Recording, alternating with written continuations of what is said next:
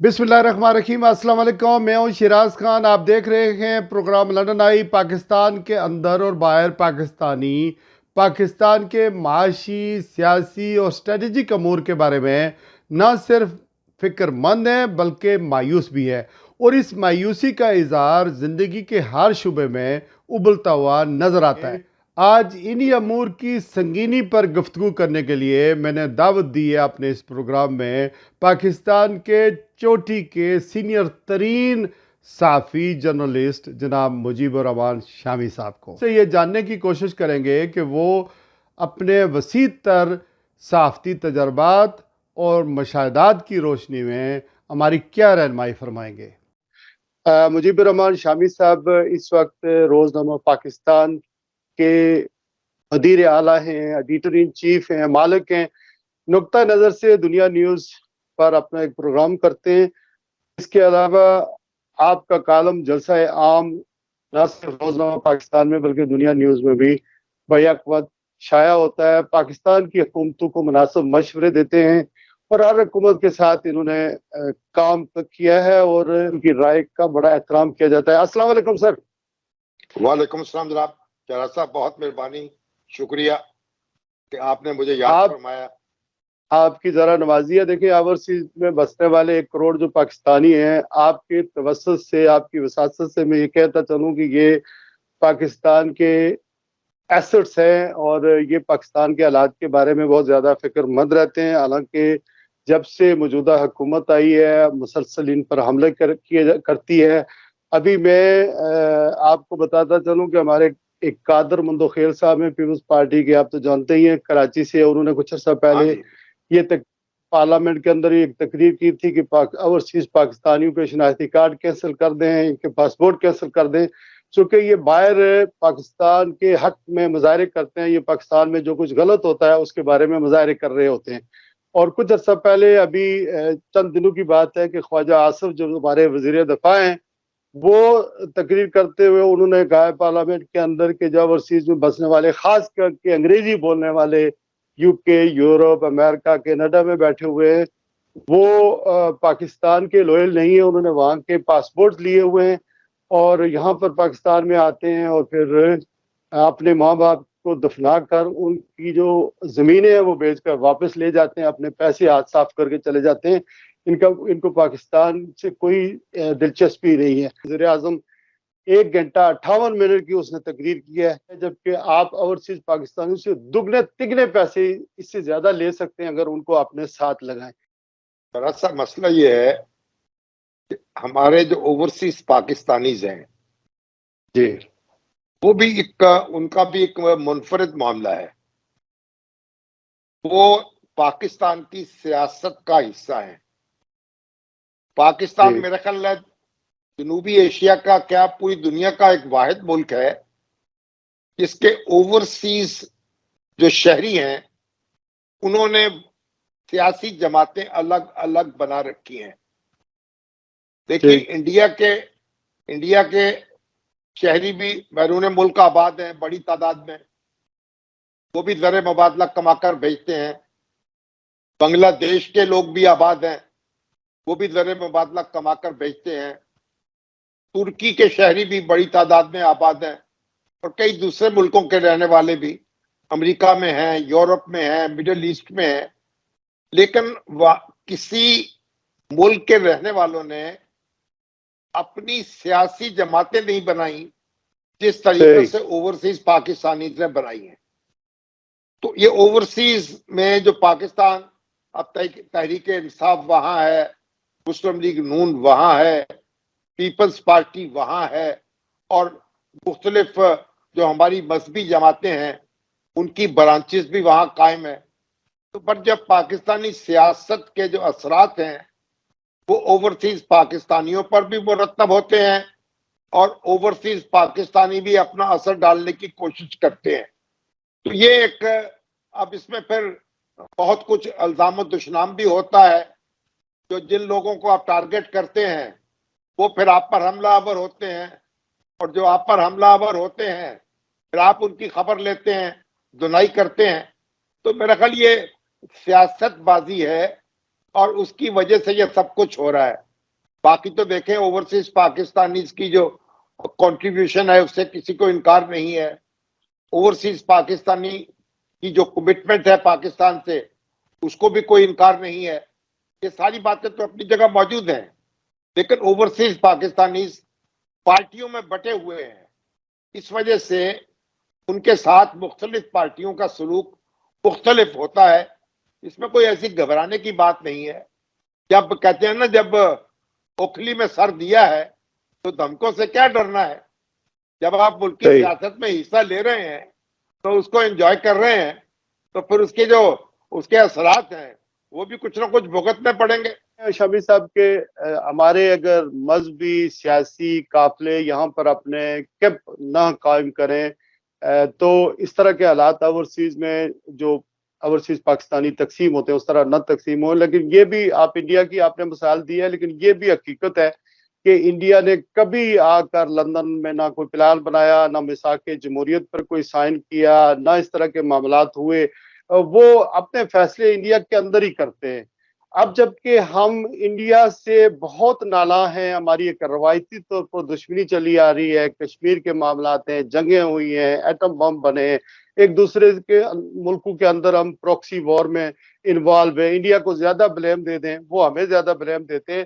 لیکن اس بات کا کیا کریں کہ ہم اس سے کمپیٹ کس طرح کریں. ہم 3 ارب کا ہمیں ابھی قرضہ ملا ہے IMF سے اور ہم اس پر اتنی خوشی کا اظہار کر رہے ہیں, لیکن جب ہم انڈیا کو 5ویں بڑی معیشت سے 3ری بڑی دنیا کی معیشت کی طرف بڑھتا ہوا دیکھ رہے ہیں تو یہ بھی ہمیں انالائز کرنے کی ضرورت ہے کہ 600 ارب ریزروز ہیں. اس کے علاوہ انڈیا کے 1.5 لاکھ کے قریب IT کے ایکسپرٹس امریکہ کے اندر بیٹھے ہوئے ہیں جو IT کو چلا رہے ہیں. اسی طرح اگر انڈینز کو آپ دیکھیں ہمارے مقابلے میں, یہ میں انڈیا کی کوئی تعریف نہیں کر رہا ہوں یا ان سے میں متاثر نہیں ہوں, لیکن ہمارا خون اوورسیز میں جو بستے ہیں ہمارا خون اس وجہ سے جلتا ہے کہ آج 500 سب سے بڑی جو کمپنیز ہیں امریکہ کے اندر, وہ اس میں سے جو 60 CEOs ہیں کمپنیز کے ہیڈز ہیں, 500 بڑی کمپنیوں کے جو انڈینز ہیں وہ الگ ہیں. لیکن ہم جو ہیں ہماری حالت اس طرح کی ہے کہ ہمارا ملک ترقی نہیں کر رہا ہے. آج اگر کوئی ونڈو آف اپورچونیٹی ملے تو ہم اوورسیز میں بیٹھنے والے جو پاکستانی ہیں وہاں پر انویسٹمنٹ کر سکتے ہیں. تو آپ کی وساطت سے آپ کا تجزیہ بھی اس کے اوپر لوں گا کہ کیا جا سکے, ہم دنیا کو کس طرح کمپیٹ کریں. فرگیٹ اباؤٹ انڈیا سر, آپ بنگلہ دیش کی بات کر لیں. بنگلہ دیش کب آزاد ہوا؟ آج ان کا ڈالر 106 کا ہے, اور یہاں UK سے لوگ جو بنگلہ دیشی رہ رہے ہیں وہ اپنا بزنس چھوڑ کر اب بنگلہ دیش میں جا کر بزنس کر رہے ہیں, جبکہ ہمارا سرمایہ دار وہاں سے بھاگ رہا ہے. تو اس کا کیا کیا جائے؟ دیکھیں جو آپ نے جو تفصیل بیان کی ہے, دیکھیں انڈیا میں تو ڈوئل نیشنلٹی الاؤڈ نہیں ہے. جو ہی آپ پاسپورٹ لیتے ہیں کسی دوسرے ملک کا, آپ کی انڈین شہریت ختم ہو جاتی ہے اور وہ آپ کو انڈین اوریجن کا کارڈ جاری کرتے ہیں. تو انڈیا نے تو پہلے دن سے یہ بات طے کی کہ ان کے جو شہری بیرون ملک ہوں گے جب وہ دوسری نیشنلٹی قبول کر لیں گے تو ان کی انڈین نیشنلٹی ختم ہو جائے گی. مگر پاکستان نے اس کی اجازت دی ہے اور یہاں مختلف ملکوں کے ساتھ آپ کے ڈوئل نیشنلٹی کے معاہدے ہیں. آپ برطانوی شہری ہوتے ہوئے پاکستانی شہری رہ سکتے ہیں, آپ کینیڈا کے شہری ہوتے ہوئے پاکستانی شہری رہ سکتے ہیں, آپ امریکہ کے شہری ہوتے ہوئے پاکستانی شہری رہ سکتے ہیں. یہ ڈوئل نیشنلٹی ہے اور اس کے اپنے اثرات مرتب ہوئے ہیں. دیکھیے اگر اوورسیز پاکستانیز جو ہیں اب ماشاءاللہ بہت بڑی تعداد میں ہیں, ان کے بچے جو ہیں وہ بھی وہاں تعلیم حاصل کر رہے ہیں, اور اگر وہ اس پر فوکس کریں, تعلیم پر, اپنے بچوں کی تعلیم پر توجہ دیں, اور جو خلا یہاں آپ محسوس کر رہے ہیں کہ انڈینز جو ہیں یہاں آ کے یونیورسٹیوں میں داخلے لے رہے ہیں اور وہ ان کی تربیت اور تعلیم جو ہے بہتر انداز میں ہو رہی ہے, تو اوورسیز پاکستانی جو ہیں اگر ٹارگٹ کریں تو ان کے اپنے بچوں کو وہ اعلیٰ تعلیم یافتہ اور ہنر یافتہ بنائیں. تو یہ ایک یہ خلا بڑی حد تک پورا ہو سکتا ہے، مگر جو ابھی ڈیٹا آتا ہے، جو اعداد و شمار آتے ہیں، ان میں ہمارے جو اوورسیز پاکستانیز کے بچے ہیں نا، وہ بھی تعلیم کے میدان میں اور ہنر کے میدان میں اتنے آگے نہیں ہیں جتنا آگے ان کو ہونا چاہیے۔ اس کا مطلب یہ ہے کہ ہماری جو پرائورٹیز ہیں، قومی پرائورٹیز، ان پر نظر ثانی کی ضرورت ہے۔ یہ درست ہے کہ پاکستان آج بہت مشکل صورتحال میں مبتلا ہے، اور آئی ایم ایف سے جو $3 ارب ہیں، وہ آئی ایم ایف سے $3 ارب کا معاملہ نہیں ہے۔ آئی ایم ایف سے جب ہمیں ایک پروگرام ملتا ہے اور ہماری معیشت اس کی نگرانی میں جاتی ہے، تو اصل میں پوری دنیا کے مالیاتی اداروں کو یہ ایک پیغام ملتا ہے، یہ ہماری ایک انشورنس ہو جاتی ہے، اور مالیاتی ادارے ہم سے کوآپریٹ کرنا شروع کر دیتے ہیں۔ تو پاکستانی معیشت مشکل میں ہے، اس کو آئی ایم ایف کی سپورٹ کی ضرورت ہے، لیکن بنیادی بات یہ ہے کہ پاکستان جو ہے ہمیشہ سے ایسے نہیں ہے۔ ایسے ادوار گزرے ہیں جبکہ پاکستان انڈیا سے آگے تھا، پاکستان کی معیشت، پاکستان کا گروتھ ریٹ انڈیا سے زیادہ تھا، لیکن پھر آج جو صورتحال ہے، اب ہمیں حوصلے کے ساتھ اور ہمت کے ساتھ اس کو تبدیل کرنا ہے۔ پاکستان کیونکہ جیو پولیٹیکل معاملات میں بہت انوالو ہوا ہے، اور پاکستان نے ایک عالمی سطح پر بڑا کردار ادا کیا ہے۔ دیکھیے، جو افغانستان میں جب یعنی سوویت یونین کا قبضہ ہوا، تو اس وقت پاکستان جو ہے ایک عالمی طاقتوں کے ساتھ مل کر اس نے ایک تاریخی کردار ادا کیا، اور اس کے نتائج بھی پاکستان کو بھگتنے پڑے۔ پھر امریکہ جو ہے جب وہ افغانستان میں آیا، اس کے بھی اثرات ہمیں بھگتنے پڑے۔ تو ہمیں کئی ہم جنگوں میں مصروف رہے ہیں، اور ہم نے اپنی پرائورٹیز جو ہے اپنے دفاع کو بنایا ہے۔ آج پاکستان دیکھیے ایک ایٹمی طاقت ہے، اور دنیا میں عالم اسلام کا واحد ملک ہے۔ بنگلہ دیش ہو جی یا اس طرح کے دوسرے ممالک ہوں، نہ ان کے دفاعی اخراجات ہیں، اور نہ وہ کوئی عالمی سیاسی منظر نامے میں کوئی کردار ادا کر رہے ہیں۔ پاکستان کی جغرافیائی حیثیت ایسی ہے کہ پاکستان ان بعض اوقات ان مسائل میں ایسا الجھتا ہے کہ اس کا اپنا داخلی منظر نامہ جو ہے وہ بے ترتیب ہو جاتا ہے۔ یہ تو ایک ہمیں اس بات کو بھی مد نظر رکھنا چاہیے، کیونکہ صحیح۔ پاکستان عالمی سطح پر ایک بڑا اپنا ایک کردار رکھتا ہے۔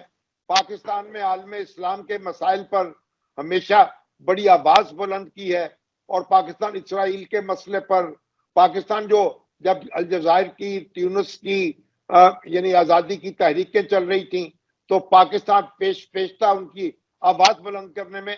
تو پاکستان نے عالم اسلام میں بھی ایک لیڈنگ رول ادا کیا ہے، لیکن پاکستان نے اپنی معیشت جو ہے وہ نہیں سنبھالی۔ وہ بھی ایک بدقسمتی کی بات ہے، اور پاکستانی فوج کی جو بار بار مداخلت ہوئی ہے، اور پھر جس طریقے سے یہاں نیشنلائزیشن ہوئی 1972 کی، اس کے اثرات سے ہم آج تک نہیں نکلے۔ تو یہ پاکستان کا جو مسئلہ ہے کہ پاکستان کے ادارے جو ہیں وہ پاکستانی دستور کا احترام نہیں کرتے، پاکستان کے سیاستدان جو ہیں اس دستور کی حدود و قیود میں کام نہیں کرتے، پاکستانی سیاستدان ایک دوسرے کو زندہ رہنے کا حق نہیں دیتے، ایک دوسرے سے بات نہیں کرتے، ایک دوسرے سے معاملہ نہیں کرتے۔ تو یہ ایک مرض لاحق ہے پاکستان کو۔ آپ دیکھ لیجئے، صحیح۔ اپنی تاریخ میں دیکھ لیجئے، ہمارے سیاستدان ایک دوسرے سے لڑتے چلے آتے ہیں، ایک دوسرے کو نیچا دکھانے کے شوق میں وہ سب نیچا دیکھتے ہیں، اور یہ اوورسیز پاکستانیز کو اس میں اپنا کردار ادا کرنا چاہیے۔ اوورسیز پاکستانیوں کی جب بات ہوئی، ایک تو یہ کہ انڈین اوریجن جو ہے وہ ان کو ویزے کی طرح ایک کارڈ دیتے ہیں، جو ہمارا شناختی کارڈ یا نیکوپ کارڈ ہوتا ہے فار اوورسیز پاکستانی۔ ہمارے پاکستان میں ڈیول نیشنل کو رائٹس ضرور ہے، لیکن کوئی آفس ہولڈ نہیں کر سکتے۔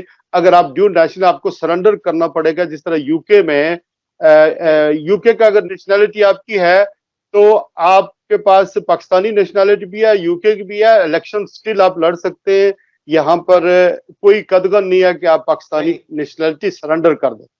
یہ ایک ایڈوانٹیج سمجھا، یہ ایڈوانٹیج سمجھا۔ میں یہ عرض کر رہا ہوں، جو اوورسیز پاکستانیز ہیں وہ پاکستان کی پالیٹکس میں حصہ لے سکتے ہیں، لیکن جو لے سکتے پاکستان ہیں کا لیکن جو الیکشن نہیں لڑ سکتے، الیکشن نہیں اور لڑ میں سکتے، اس کو سرنڈر کرنا. اصل میں یہ بھی ایک بہت تضاد ہے. جب ایک شہری کا شہریت مل گئی اور شہری کا حق تسلیم کر لیا تو پھر ان کا الیکشن لڑنے کا حق بھی تسلیم کرنا چاہیے. یہ کرنا جو چاہیے. ہمارا دیکھیے دستور جو تھا اس کی یہ انٹرپریٹیشن افتخار چودھری صاحب کے دور میں ہوئی ہے. اس سے پہلے یہ الیکشن لڑے جاتے رہے ہیں. یہ بھی ہمارے جو تضادات ہیں کئی، ان میں سے ایک یہ بھی تضاد ہے کہ ہم نے دوہری شہریت کی اجازت دے رکھی ہے، لیکن ہم یہ کہتے ہیں کہ آپ نے انتخاب لڑنا ہے تو انتخاب اگر آپ جیت جائیں گے تو پھر استعفیٰ دینا پڑے گا، آپ کو دستبردار ہونا پڑے گا اپنی نیشنلٹی سے. میں تو اس لا کے بھی خلاف ہوں. اگر دوہری شہریت کا حق آپ نے تسلیم کر لیا ہے اوورسیز پاکستانیز کے لیے، پھر ان کے تمام حقوق ہم کو حاصل ہونے چاہیے جو ایک شہری کو ہوتے ہیں. پھر یہ تمیز ختم ہو جانی چاہیے. صحیح. شامی صاحب ایک اور بھی مسکنسپشن ہے کہ جو اوورسیز میں بسنے والے پاکستانی ہیں ان کے بچے ایجوکیشن میں لیک کر رہے ہیں. ایسا نہیں ہے. ہمارے بچے نہ صرف یہاں ہماری، آپ کو پتا ہے پہلی وہ نسل تھی جو وہاں سے مائگریٹ کر کے آئی ہے سیکنڈ ورلڈ وار کے بعد. پھر کچھ لوگ 70s میں آئے جو گجرات اور یہ جیلم جی ٹی روڈ کا ایریا ہے پٹوار، یہ آئے. پہلی جو ہماری نسل تھی وہ مغلا ڈیم سے جو لوگ اجڑے اور وہ کشمیری ٹھیک جو ہے، ضلع میرپور کوٹلی برطانیہ کے میرپور سے میرپور کا سے آئے ان کی بنگلہ تیسری ڈیم کا. نسل، تیسری جو بنگلہ دیش تیسری نسل جو ہے وہ پروان چڑھ رہی ہے یہاں پر اپنے تمام تر شعبۂ زندگی اس کے اندر، یعنی کہ وہ اپنے فرائض منصبی سر انجام دے رہے ہیں being as a British Pakistani origin بچے. اور تو یہ تو ایک بات تو یہ ہے چونکہ اس کے اوپر یہ بڑا گرے ایریا ہے تو اس کو کلیریفائی بھی کرنا چاہ رہا تھا. اور تیسری بڑی بات یہ ہے کہ ان ملکوں میں آپ کے پاس ڈیول نیشنلٹی ہے تو اس کو ایک پلس پوائنٹ پالیٹکس میں سمجھا جاتا ہے. اور جو لوگ پاکستان سے ان ملکوں میں آئے وہ اپنی خوشی سے نہیں آئے، وہ مجبوری میں آئے چونکہ وہاں پر ہمارے یہاں جابس کے مواقع نہیں ہیں. کسی کو کیا مسئلہ ہے، کسی کو کیا مسئلہ ہے. آج جو ہم کہتے ہیں نا انسانی سمگلنگ ہو رہی ہے جو یونان میں واقعہ پیش آیا، یہ مائگریشن ہو رہی ہے. یہ لوگ بھاگ رہے ہیں ہمارے ملک سے چونکہ وہاں پر جابز نہیں ہے. ملک کے حالات آپ کو پتا ہے، کسی کے سامنے کیا ہے، کسی کا کیا مقصد ہے، کوئی اپنی زندگی کو آسودہ کرنا چاہتا ہے. اور بہت سارے لوگ یورپ میں داخل ہوتے ہیں. اور انفارچونیٹلی آپ کی توسط سے میں ہائی لائٹ کرنا چاہتا ہوں کہ ہمارے آج ایجنٹوں پر یہ جو کمزور لوگ ہیں ان پر تو قیامت ٹوٹی ہوئی ہے، لیکن جو لوگ ان کو معاونت کرتے ہیں، آپ کی جو بارڈر کنٹرول ایف آئی اے ہے یا رینجر ہے، یہ جو آپ کو پتہ ہی ہے کہ بلوچستان کے علاقے سے جو ایئرپورٹس کے اوپر جو غلط طریقے سے ان کو ویزے ایشو کرتے ہیں اور باہر بھیجتے ہیں، یہ سب پورا ایک مافیا ہے جو انوالو ہے. تو اس وجہ سے آپ اپنے پروگراموں میں بھی پلیز اس کو ہائی لائٹ کریں کہ جو اصل کارپریٹس ہیں وہ بیہائنڈ دی سین ہیں جو ہمارے لوگوں کو باہر بھیج رہے ہیں. اور آدھے مر جاتے ہیں کشتیوں میں، آدھے سفر میں کشتیوں میں. آپ دیکھیں نا، جب میں اسپین میں گیا تو وہاں پر جو سمندر کے کنارے پر جو چادریں دیتے ہیں نا، جب لوگ نہا کر سمندر سے نکلتے ہیں تو وہ پاکستانی ہوتے ہیں. تو وہ ان سے جب پوچھا جائے کہ آپ کتنے عرصے کے بعد یہاں پہنچے ہو تو 3 مہینے کے بعد، 4 مہینے کے بعد مختلف راستوں سے جو ایران میں داخل ہوتے ہیں، ترکی تک آتے ہیں، پھر آگے سفر کرتے رہتے ہیں. تو یہ ایک بہت بڑا المیہ ہے جس کو بند ہونا چاہیے. بہت سارے سوال ہیں شامی صاحب میرے پاس آپ کے لیے پاکستان کے حوالے سے. آئی وش کہ ہم ہسٹری پہ بات کریں، ہم بھٹو کی لیگیسی کی بات کریں. آپ نے یہ ٹچ کیا کہ فوجی جو ہے وہ بیچ میں آ جاتے ہیں. ہر حکومت جو قائم ہوتی ہے اس کے اوپر یہ ایک خوف کا سایہ ہوتا ہے کہ نہ جانے کب اسٹیبلشمنٹ سے ان بن ہو جائے، مقتدر حلقوں سے ان بن ہو جائے اور ہماری حکومت ختم ہو جائے. اور حکومتیں سٹیبل اسی وجہ سے نہیں ہوتے. اور جب ملک کے اندر سیاسی اور جمہوری عدم استحکام آتا ہے تو معاشی عدم استحکام بھی آتا ہے. آپ نے آئی ایم ایف کی بات کی تو کیا آپ کو لگتا ہے پاکستان میں کچھ استحکام آئے گا؟ دیکھیے پاکستان میں اس وقت استحکام آ جائے گا تو پاکستان نے آئندہ 9 مہینے میں جو بیرونی ادائیگیاں کرنی ہیں اس کا انتظام ہو جائے گا، ڈالر پہ پریشر کم ہوگا. لیکن یہ آپ کو ایک وقفہ ملا ہے. اگر آپ دور راست اصلاحات نہیں کریں گے، اپنے بنیادی مسئلے حل کرنے کی کوشش نہیں کریں گے، اپنا ریونیو جو ہے اس کو بڑھائیں گے نہیں، اپنی یہ جو خسارے کی کمپنیاں چل رہی ہیں ان سے جان نہیں چھڑائیں گے، تو پھر آپ یعنی کیسے آگے بڑھ سکیں گے؟ تو پاکستان کو ایک مہلت مل گئی ہے، ایک وقفہ مل گیا ہے، لیکن مسائل حل نہیں ہوئے۔ مسائل حل کرنے کے لیے تو آپ کو کوشش کرنی پڑے گی اور کمر ہمت باندھنی پڑے گی، تبھی ہم آگے بڑھ سکیں گے۔ اور دیکھیے آپ نے جو بات کی ہے، جو اوورسیز پاکستانیز ہیں، ظاہر ہے وہ ہمارا حصہ ہیں، ہم ان کا حصہ ہیں، اور جس طریقے سے اگر پاکستان کے اندر جاب اپرچونٹیز ہوں، اور جب بھی پاکستان کے حالات بہتر ہوئے ہیں، اوورسیز پاکستانیز بڑی تعداد میں واپس آئے ہیں، بڑی تعداد میں وہاں انہوں نے انویسٹمنٹ کی ہے، بڑی تعداد میں ابھی بھی آپ دیکھیے کہ اوورسیز پاکستانیز جو ہیں ان کا وہ جو زر مبادلہ بیچتے ہیں میں انجیکٹ ہوتا ہے، تو ہم جتنے پیسے یہاں سارے 24 کروڑ لوگ بیٹھ کے کماتے ہیں، اتنے پیسے باہر سے اوورسیز پاکستانی دمیں بیچتے ہیں۔ لاکھوں فیملیز ہیں جن کا اس سے روزگار چلتا ہے، ہماری اکانومی چلتی ہے جس سے، تو ان کی کنٹریبیوشن سے تو کوئی انکار نہیں ہے۔ لیکن میرا خیال ہے کہ اوورسیز پاکستانیز کو اب اس طرف بھی توجہ دینی چاہیے کہ جو پاکستان کے جو ہونہار بچے ہیں ان کو بھی پوسٹ گریجویشن لیول پر ان کو وظائف دیں، تاکہ وہ یہاں آ کر اعلیٰ تعلیم حاصل کر سکیں بڑی تعداد میں۔ ایک اب یہاں اہل ثروت کے بچے تو آتے ہیں، وہ انڈر گریجویٹس بھی آتے ہیں، لیکن جو ذہین بچے ہیں، جو ہونہار بچے ہیں، ان کے لیے مواقع کم ہیں، اور ان کے لیے یہ تعلیم کے دروازے کھلنے چاہیے۔ اور پاکستان کی اکانومی جو ہے جو بہتر ہوگی تو لوگ یہاں تعلیم حاصل کریں گے، ہنر حاصل کریں گے، واپس آئیں گے، ملک کو سرو کریں گے۔ لیکن اگر ہمارے پاس ان کو دینے کے لیے کچھ نہیں ہے تو پھر تو وہ بیرون ملک رہیں گے۔ تو ہمیں اس کا شکوہ نہیں کرنا چاہیے، ہمیں ان کا شکر گزار ہونا چاہیے کہ وہ بیرون ملک ہیں تو وہاں سے کما کر جو ہے پاکستان کو بیچ رہے ہیں۔ پاکستان کا جو سیاسی منظرنامہ ہے وہ کس طرف جاتا ہوا آپ کو نظر آ رہا ہے؟ دیکھیے پاکستان کا سیاسی منظرنامہ جو ہے وہ آپ بھی اس کو دیکھ رہے ہیں کہ یہاں حالات بڑے یعنی بے یقینی کا شکار رہے ہیں۔ ہمارے جو سابق وزیر اعظم ہیں عمران خان صاحب، جن سے ہمارا بڑا ایک محبت کا تعلق رہا ہے، ہم نے ان سے بار بار یہ عرض کیا، اور ہمارے جو سیاسی جماعتوں کے دوسرے رہنمائے ان سے بھی عرض کیا کہ آپ ایک دوسرے کے ساتھ بیٹھیں اور آپس میں تعاون کریں، اور فوج کی مداخلت جو ہے اس کو سیاست سے روکیں۔ لیکن یہ سیاست دانوں کو اگر یہ یکجا ہوتے اور اپنی طاقت میں اضافہ کرتے تو فوج جو ہے اور فوجی ادارے اس طرح سیاست میں مداخلت نہ کر پاتے جس طرح ان کو کرنا پڑی یا انہوں نے کی، مگر بدقسمتی سے ایسا ہو نہیں سکا۔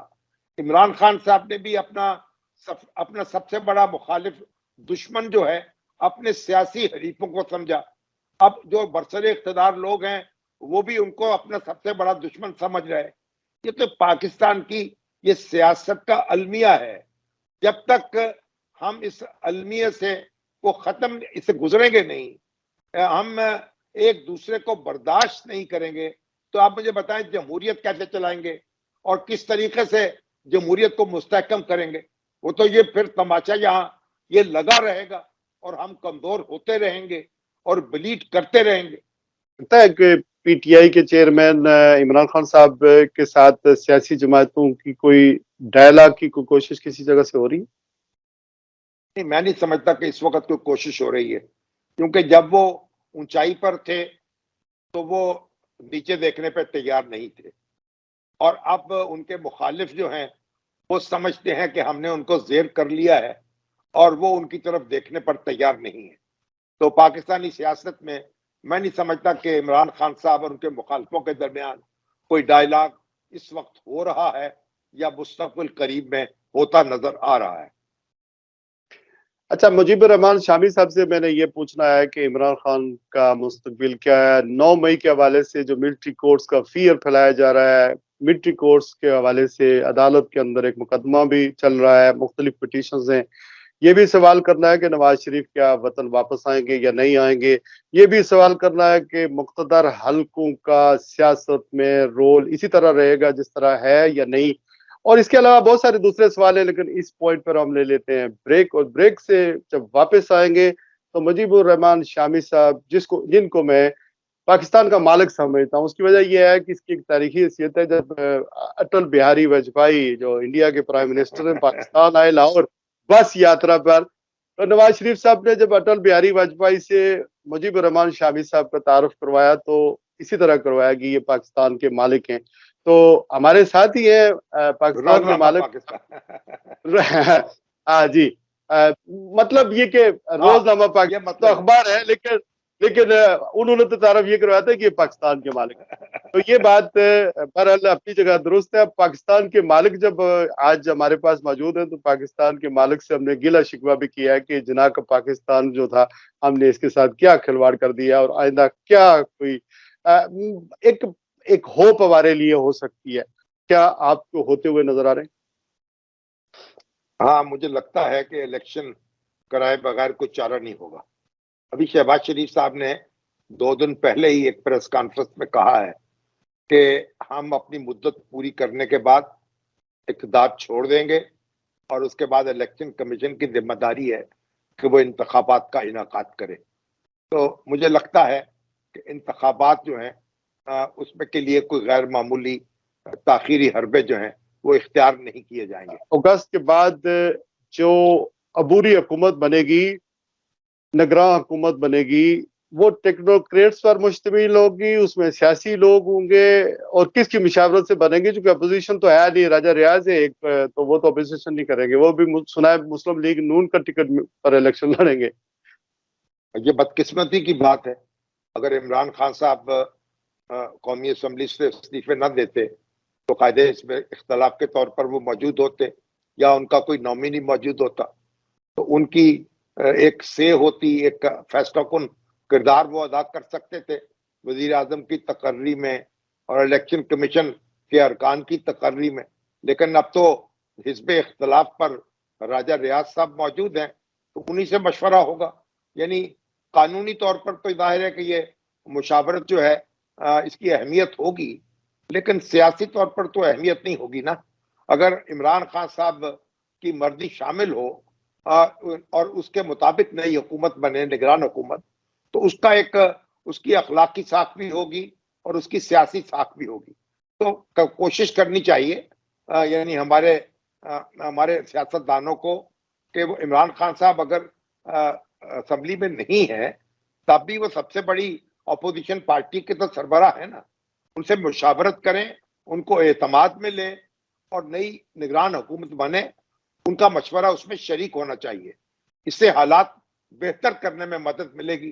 وگرنہ تو پھر قانون کے مطابق آپ کام کر لیں گے اور پھر اخلاق اور سیاست جو ہے وہ روتے رہیں گے اپنی جگہ. اچھا، ایسا تجربہ کیا گیا ہے کہ عمران خان صاحب کی غلطیاں اپنی جگہ ہے، انہوں نے اسمبلی چھوڑی، انہوں نے پنجاب حکومت کو ڈیزالو کیا، خیبر پختونخوا کی اسمبلی کو ڈیزالو کیا، آج جس مقام پر وہ ہوتے ہیں وہاں پر نہ ہوتے اگر یہ سارا کچھ نہ کرتے. یہ تو اپنی جگہ بہرحال ایک اٹل حقیقت ہے اور آپ کی رائے سے میں متفق ہوں، لیکن جتنا بھی طریقہ کار اختیار کیا گیا وہ آئینی کیا گیا. اگر پنجاب کے اندر جس طرح وعدہ کیا گیا تھا کہ 90 دن کے اندر الیکشن ہو جاتے تو 9 مئی کا واقعہ نہ ہوتا. لیکن یہ بھی ہو سکتا ہے کہ یہ جو نگران حکومت بنے، چونکہ عمران خان تو تڑپتے رہ گئے اور اس میں 9 مئی کا واقعہ بھی ہو گیا، اور ان کی جو جارانہ پالیسی تھی وہ اپنی جگہ موجود تھی، اس کا بھی عمل دخل ہے.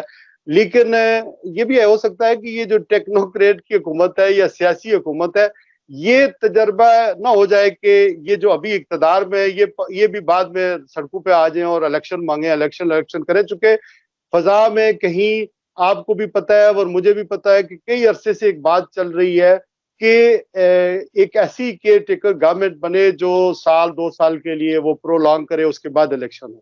ایسا کچھ ہے آپ کو لگتا ہے؟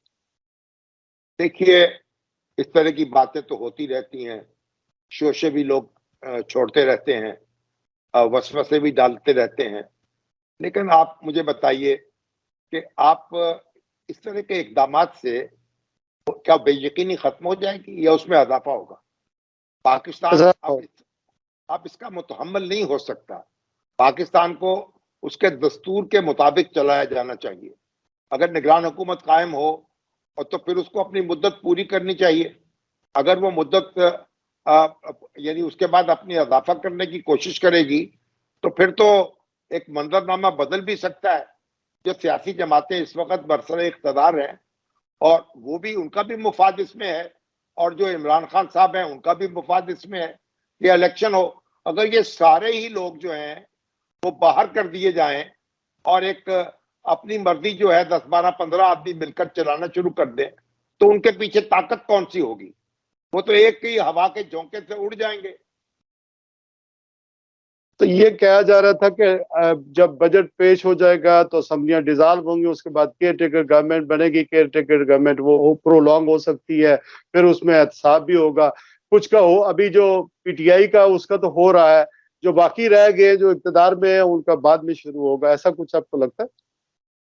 جو اقتدار میں ہے ان کا تو پی ٹی آئی کر چکی, نیب جی مقدمات قائم کر چکی, جیلوں میں ڈال چکی. وہ ہر شخص جو ہے شہباز شریف سے لے کے شاہدہ خان عباسی کو دیکھ لیں, آسن اقبال کو دیکھ لیں, دوسرے لوگ اور خورشید شاہ کو دیکھ لیں, کتنے لوگ مہینوں برسوں جو ہے قید کاٹ چکے اور ان کے خلاف مقدمات قائم ہو چکے. تو ان کا تو حساب ہو چکا. اب پی ٹی آئی جو ہے نیب کے اب تو دانت ہی نہیں ہے, تو نیب کے دانت تو کھٹے ہو گئے. تو پی ٹی آئی کے خلاف نیب تو وہ کاروائیاں نہیں کر پا رہی جو یعنی پی ٹی آئی کے مخالفوں کے خلاف ہوئی تھی.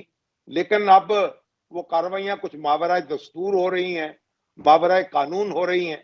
تو یہ تو دیکھیے اس طرح کی انتقامی کاروائیوں سے تو کوئی ہم راستہ جو ہے نا اس کو کشادہ نہیں کر سکتے, کوئی مستقبل کو بہتر نہیں بنا سکتے.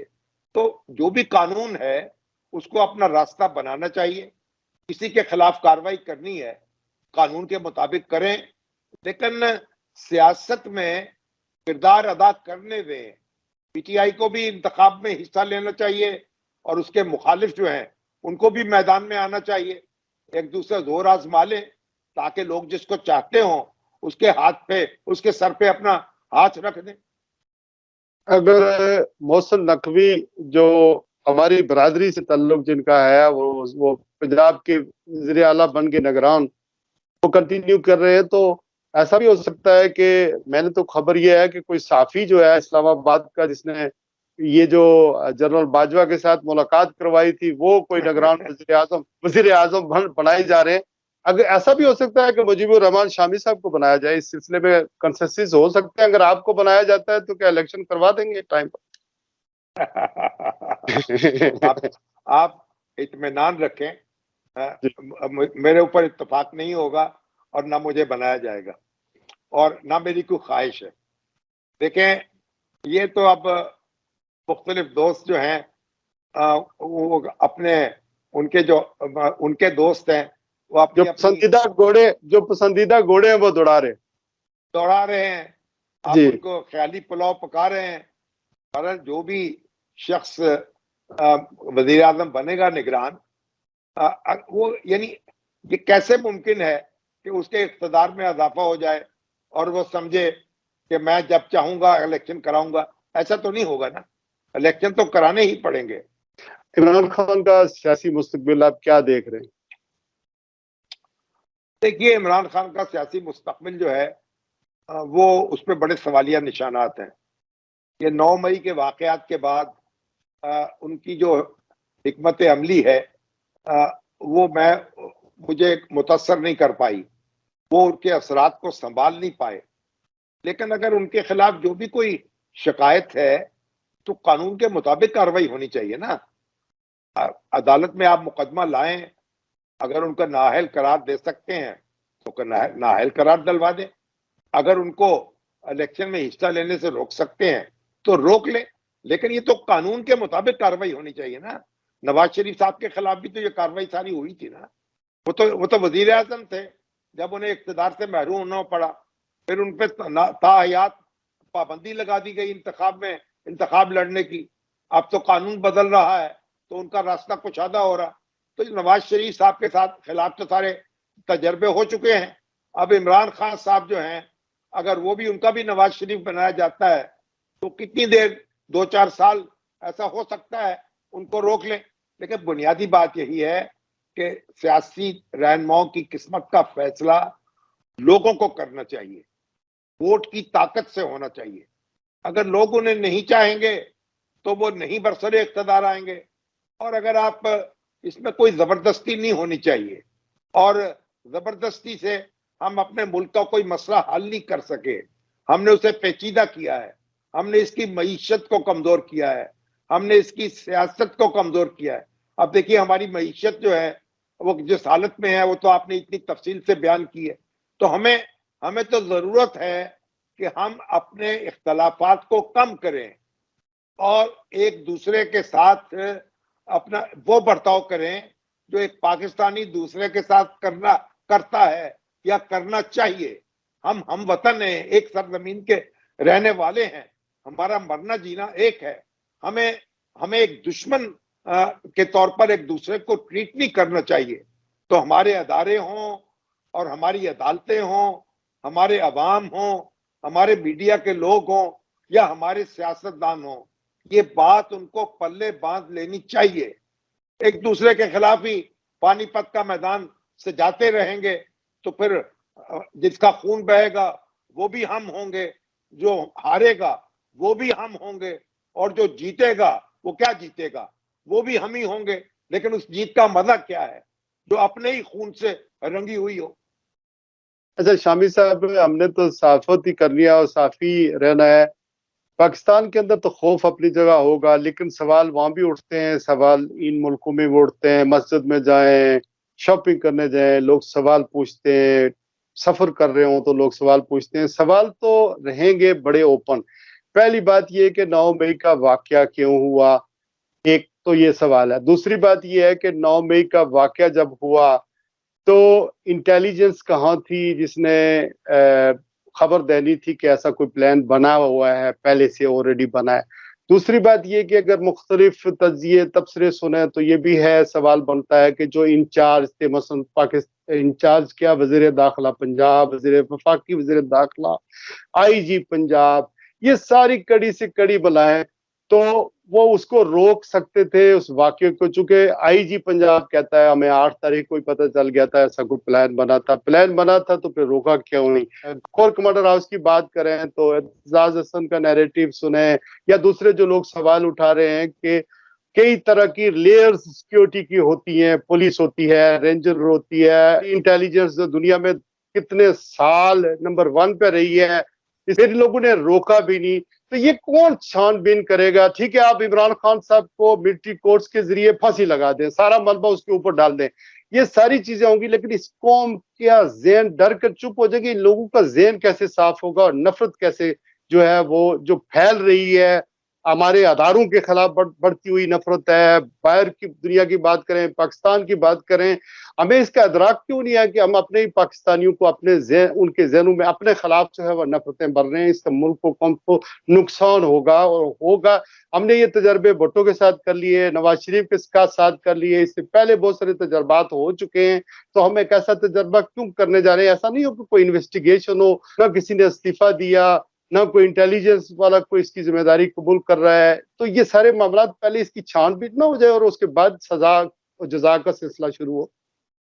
شہراز صاحب آپ نے بہت لمبی گفتگو کی ہے, سوال در سوال آیا ہے اور اپنے جذبات کا شدت سے اظہار کیا ہے.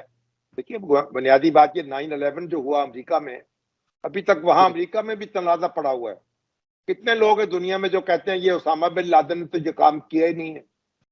کتنے لوگ ہیں جو کہتے ہیں کہ اسامہ بن لادن تو اس طریقے سے ہلاک ہی نہیں ہوا جس طریقے سے بیان کیا جاتا ہے. یہ چیزیں تو چلتی رہتی ہیں. آپ جتنے بھی سوالات اٹھا لیں, جتنے بھی نقطے بیان کر دیں, جتنا بھی آپ دل کا غبار نکال لیں, بنیادی حقیقت یہ ہے کہ 9 مئی کو فوجی تنصیبات پر اور قومی تنصیبات پر حملے کیے گئے اور پورے ملک میں ایسا ہوا. اور وہ جو حملے کرنے والے ہیں ان کی تصویریں بن گئیں, ان کی ویڈیوز بن گئیں, ان کی آوازیں ریکارڈ ہو گئی. وہ بالکل یہ سارے چہرے جو ہیں وہ محفوظ ہو گئے. جو حملہ کرنے والے تھے, جو توڑ پھوڑ کرنے والے تھے, جو گھیراؤ جلاؤ کرنے والے تھے, وہ اب کسی یعنی ان کے چہرے چھپے نہیں رہے. تو اب جب یہ باقی تو باتیں بہت آپ جو بھی کر لیں, ہونا چاہیے تھا کہ اس کے بعد عمران خان صاحب کو ان واقعات کی مذمت کرنی چاہیے تھی اور یہ کہنا چاہیے تھا کھلے طور پر کہ بھی ان کے خلاف کارروائی کی جائے. جن لوگوں نے فوجی تنصیبات پر یا قومی تنصیبات پر حملے کیے ہیں ان کو تو آپ سپورٹ نہیں کر سکتے. ان کے خلاف تو قانون کے مطابق کارروائی ہونی چاہیے.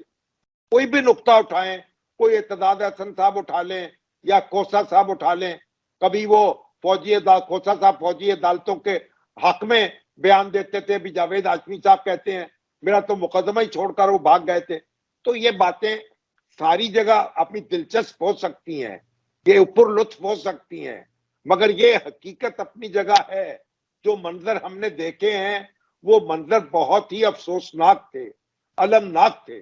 اور جن لوگوں نے یہ کام کیے ہیں اور ان کے ثبوت موجود ہیں ان کے خلاف تو کارروائی ہونی چاہیے. اس میں تو کوئی دو رائے ہو نہیں سکتی. تو یہ ہمیں اس معاملے کے ساتھ دوسرے معاملات کو منسلک نہیں کرنا چاہیے, اس کو الگ کر دینا چاہیے اور ٹھیک ہے سیاسی شامی صاحب, معاملات کو الگ رکھنا چاہیے.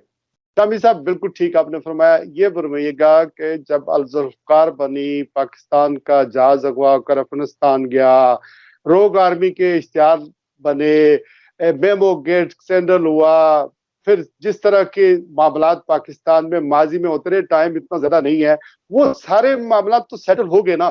اگر فوجی تنصیبات پر حملہ ہوا یا کسی سگنل پاکستان کا ٹوٹا وہ بھی قابل مذمت ہے. ایکولی چیزیں ہوئی نہیں ہونی چاہیے تھی. اور جہاں تک آپ مذمت کی بات کر رہے ہیں, میں اس کا جواب بہتر تو پی ٹی آئی والے دے سکتے ہیں, ہم تو صحافی رہیں گے.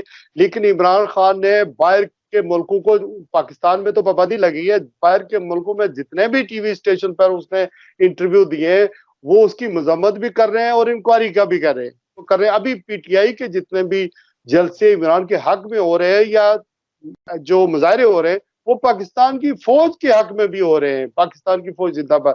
تو یہ معاملہ تو کہیں سیٹل تو ہوگا. یہ نہیں ہو سکتا کہ آپ پریس کانفرنس کرا دیں, جو 9 مئی کے واقعات میں ملوث جو لیڈران تھے وہ پریس کانفرنس کر دیں, پی ٹی آئی سے ڈس ایسوسیٹ کر لیں, وہ کس طرح پھر صاف ہو جاتے ہیں اور ان کو ایمنسٹی مل جاتی ہے اور باقیوں کو نہیں ملتی.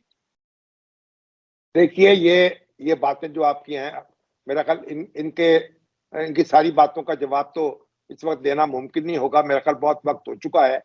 لیکن میں ایک بات آپ سے ضرور عرض کروں گا کہ عمران خان صاحب نے جنرل عاصم منیر کو نام لے کر ٹارگٹ کیا اور نام لے کر ان پر الزام لگایا کہ وہ ساری صورتحال جو بھی ہے 9 مئی سے پہلے بھی وہ کہہ رہے تھے کہ وہ اس کے ذمہ دار وہ ہیں, اور وہ فوج ان کو مشورہ دے رہی ہے کہ آپ سیاستدان آپس میں بات چیت کر کے معاملہ طے کریں. عمران خان صاحب کہتے ہیں میں سیاستدانوں سے بات نہیں کروں گا, میں فوج سے بات کروں گا. تو یہ بھی آپ دیکھیے, عمران خان صاحب کا مجھے بڑا احترام ہے اور ان کے وہ بلکہ آپ تو پی ٹی آئی بنانے والوں میں شامل تھے, آپ فاؤنڈر ہیں.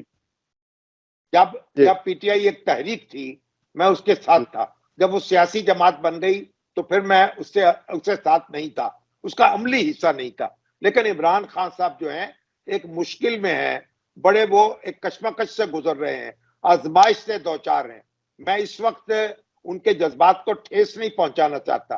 میں سمجھتا ہوں انہیں اوپر اٹھنا چاہیے, ان کے مخالفوں کو بھی اپنے اختلافات بلانے چاہیے اور سیاستدانوں کو مل کر ایک اللہ عمل بنانا چاہیے ملک کی کشتی کو مجدار سے نکالنے کا. جہاں تک آپ نے بات کی ہے الذوالفقار کی, دیکھیے محترمہ بے نظیر بھٹو نے پیپلز پارٹی کو الذوالفقار سے محفوظ کیا, بچایا. الذوالفقار بیچاری جو ہے اس کے ساتھ جو ہوا آپ کو بھی معلوم ہے, کتنے لوگ کس طرح سے دربدر ہوئے, کتنا ملک چھوڑا, کتنے جیلوں میں سڑتے رہے. لیکن پیپلز پارٹی کی سیاست جو تھی اس کو الگ کیا الذوالفقار سے, اور بے نظیر بھٹو نے پھر پیپلز پارٹی کو ایک سیاسی جماعت کے طور پر آگے بڑھایا. اور مرتضیٰ بھٹو صاحب نے جو کچھ کیا اس کی ان کو خمیازہ بھی بھگتنا پڑا اور اس کے اثرات بھی مرتب ہوئے. لیکن یہ وقت جو ہے نا، یہ وقت جو ہے وہ بڑا یعنی زخم جو ہے ان کو مندمل کرتا ہے. وقت کی اپنی مرہم ہوتی ہے. یہ میں مانتا ہوں کہ وقت گزرنے کے ساتھ ساتھ ہم یہ معاملات سے آگے گزر جائیں گے، ان کو بھول جائیں گے، بلکہ بلانا بھی چاہیے. قومیں جو ہیں وہ مستقبل پر نظر رکھتی ہیں، ماضی میں الجھی نہیں رہتی. جنگوں کے بعد بھی ہم بیٹھتے ہیں. دیکھیے 1971 کی جنگ کے بعد بھی شملہ کا معاہدہ ہوا تھا، 1965 کی جنگ کے بعد بھی اعلان تاشکند ہوا تھا. تو اپنے لڑنے والوں سے، اپنے دشمن ملکوں سے جب بات چیت کر سکتے ہیں، اپنے شہریوں سے، اپنے ہموطنوں سے کیوں نہیں کر سکتے؟ ہم ان کو تیگ نہیں کر سکتے. اپنے لوگوں کو راستہ چھوڑنا چاہیے، اپنے تو لوگوں موقع کو دینا چاہیے. جی جی ایمنسٹی دینی چاہیے. یہ بالکل آپ ٹھیک کہہ رہے ہیں. اچھا یہ فرمائیے گا جو ملٹری کورٹس ہیں اس کے اوپر آ جائے کہ اگر ہماری عدالتیں آزاد ہیں، آئین کے اندر موجود ہیں، تو ملٹری کورٹس کی کیا ضرورت ہے؟ دیکھیے یہ جو ملٹری کورٹس ہیں نا، یہ عمران خان صاحب کے دور میں بھی کام کر رہی تھی. لیکن وہ تو دہشت گردی نہیں. دیکھیے آپ اس کو کنفیوز نہ کریں. یہ ملٹری کورٹس ہوئے ہیں جو آرمی ایکٹ کے تحت بنتی ہیں. 1952 کا یہ ایکٹ ہے. اور یہ ایک ملٹری کورٹس وہ تھیں جو دستور میں ترمیم ہوئی تھی تو اس کے مطابق بنی تھی. یہ ملٹری کورٹس جو ہیں ان میں سیویلینز کے مقدمے بھی چلے ہیں. جب آپ فوجی تنصیبات پر حملے کرتے ہیں یا فوج کے اندر کوئی فساد پھیلانے کی کوشش کرتے ہیں تو پھر آپ کے آرمی ایکٹ کے تحت اور سیکرٹ ایکٹ کے تحت کاروائی ہو سکتی ہے اور ہوتی رہی ہے. لیکن ابھی یہ معاملہ عدالت میں زیر سماعت ہے. عدالت اس میں جو بھی فیصلہ کرے گی مجھے امید ہے کہ اس سے انصاف کے تقاضے پورے ہوں گے. دیکھیے ایک بات تو وہ ہے نا، جن لوگوں نے حملہ کیا جو بذات خود موقع پر موجود تھے، ایک تو ان کا معاملہ ہے، اور ایک معاملہ یہ ہے کہ عمران خان صاحب کے خلاف اگر آپ فوجی عدالت میں مقدمہ چلانا چاہیں تو عمران خان صاحب تو وہاں موجود نہیں تھے، وہ تو اس وقت قید میں تھے. تو جب تک تو میں نہیں سمجھتا کہ عمران خان جو ہیں ان کا مقدمہ فوجی عدالت میں چلنا چاہیے. میں اس سے اختلاف کرتا ہوں اور اس کا میں اظہار بھی کرتا رہا ہوں. عمران خان صاحب کے خلاف جو بھی کاروائی کرنی ہے وہ سول عدالت میں ہونی چاہیے اور قانون کے مطابق ہونی چاہیے.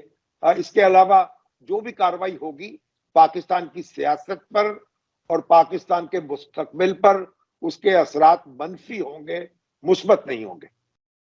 اچھا یہ فرمائیے گا کہ پاکستان کے اندر 9 مئی کے واقعات کے بعد ہزاروں کی تعداد میں لوگ جیلوں میں ہیں، اور پاکستان کے میڈیا پر یا جو صحافتی ہماری تنظیمیں ہیں، جو لائرز کی تنظیمیں ہیں، انسانی حقوق والے ہیں، جن کو بڑا مروڑ اٹھتا تھا جب پاکستان میں کچھ طرح کے واقعات ہوتے تھے، کوئی انسانی حقوق کی خلاف ورزیاں ہوتی تھی، عورتیں بچوں کو، انڈر ایج بچے جو ہیں وہ جیلوں میں ہوتے تھے، یا کوئی اس طرح کے واقعات ہو جاتے تھے تو بڑا ویلا مچتا تھا. اب سب خاموش ہیں. یعنی کہ اتنا خوف کس چیز کا ہے لوگوں کو؟ نہیں، میرا نہیں خیال کہ آپ کی جو بات کہہ رہے ہیں یعنی وہ یکسر تو صداقت سے خالی نہیں ہے، لیکن اس میں کچھ مبالغہ بھی ہے. عورتیں گرفتار ہیں کہ نہیں؟ نہیں، جو یاسمین راشد ہے، بہت ساری عورتیں. دیکھیے جو بھی مظاہرین ہیں جن پر الزامات ہیں وہ گرفتار ہیں. اور ابھی یہ یقین دلایا، یہ کہا گیا ہے کہ کسی بھی عورت پر فوجی عدالت میں مقدمہ نہیں چلے گا، یا کسی بھی عورت کا مقدمہ، خاتون کا مقدمہ فوجی عدالت میں نہیں دیا گیا. تو یہ ابھی انڈر انویسٹیگیشن چل رہی ہے. جو لوگ گرفتار ہیں ان کی ایک بڑی تعداد تو رہا ہو چکی ہے اور ان کے اعداد و شمار عدالت میں پیش ہو چکے ہیں اور عدالت ان کا جائزہ لے رہی ہے. تو میں نہیں سمجھتا کہ جو عورتیں ہیں ہماری ان کے مقدمے فوجی عدالتوں میں چلنے چاہیے. اور میرا خیال ہے ہماری آخر جو کچھ بھی ہے ہمیں اپنی عورتوں کی کو اس طریقے سے ٹریٹ نہیں کرنا چاہیے اور ان کا احترام باقی رکھنا چاہیے اور ان کے تھوڑا لینینٹ ویو ہمیں لینا چاہیے. اگر کسی نے جذباتی طور پر کچھ کر بھی دیا ہے تو اس کے خلاف آپ اس کو سزا دے سکتے ہیں، اس کو جرمانہ کر سکتے ہیں، اس کو ہاؤس اریسٹ کر سکتے ہیں. اس میں ذرا ہمیں ایک بڑا نرمی کا سلوک کرنا چاہیے. یہ ایک اپنی جگہ ایک حقیقت ہے اور باقی بھی جو لوگ ہیں ان کے ساتھ اب دیکھیے دشمن قیدیوں کا تو سلوک نہیں کر سکتے، نہ آپ کوئی ان کو تحقیق کر سکتے ہیں. قاعدے کے اور ضابطے کے مطابق کارروائی ہونی چاہیے اور کسی کے ساتھ بھی قانون سے مابرا کوئی کام نہیں ہونا چاہیے. اس بارے میں دو رائے ہو نہیں سکتی. مقتدر حلقوں کا کردار سیاست میں آئندہ آپ کیسے دیکھ رہے ہیں؟ اس کے بعد بھی ایک سوال ہے. یہ اہل سیاست پر منحصر ہے. جتنی جلدی وہ سبق سیکھ لیں گے تاریخ سے، اتنی ہی جلدی تاریخ کا رخ بدل دیں گے.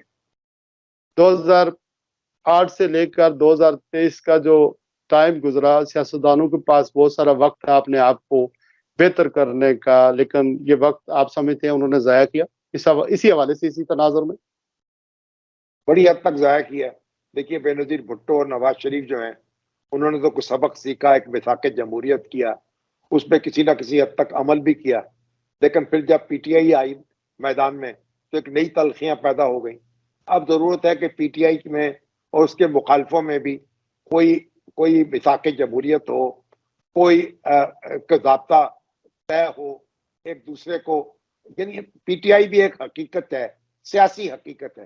عمران خان صاحب جو ہیں ان کا ووٹ بینک موجود ہے، کتنا ہے، کم ہے، زیادہ ہے، اس سے قطع نظر ان کی ایک سیاسی شخصیت ہے اور سیاسی حیثیت ہے، اور ہمیں ہر سیاسی حیثیت کو اور شخصیت کو تسلیم کرنا چاہیے.